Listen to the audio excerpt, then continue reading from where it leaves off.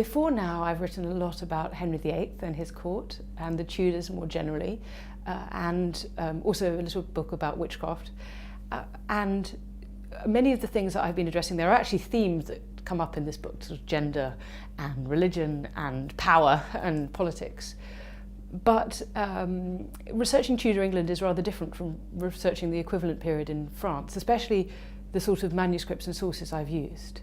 There were lots of unexpected finds. So it's full of new insights about, for example, how women engage with their sexuality. So sex before marriage, which I found happened a lot more than we thought, outside indeed the context even of engagement.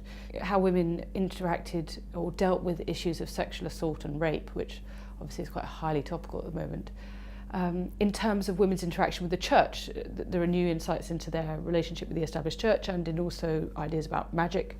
Also in terms of women and violence, women were surprisingly violent for our civilised age. They also have the most extraordinary insults that they throw at each other. And I suppose above all, in terms of thinking about women's agency and resourcefulness, because up until this point in time, the sources haven't really existed to tell us about how ordinary women confronted circumstances that they didn't like. Well, very few have. And so a lot of the time women's power for ordinary, non-elite women has been assumed to be hidden, devious, manipulative, trying to achieve something without having any public power. But actually they do seem to have quite a large amount of public, vocal, active power. And so that means reconceptualising women's power in this period. Violence among women and between women and men was really common. So women, particularly amongst themselves, fought all the time.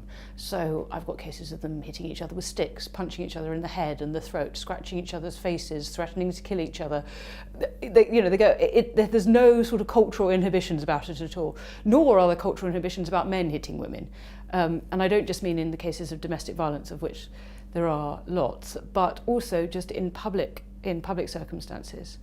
And sometimes women hit back as well.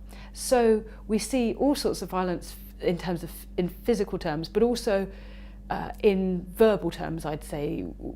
Many of the things that are said are pretty coarse. These are not polite 21st century, Southern English women. These are very much raucous, lively, opinionated, colourful. Perhaps my favourite example is from the 1590s, a woman who we only know as Moret's widow, who was overheard in a tailor's shop to say that men who couldn't have children but yet did it with their wives 6 or 7 times a night should be taken out to the square and crucified with a stake up their backsides. And I've modified the language slightly to say it. So they certainly have strong opinions that they often voice quite violently.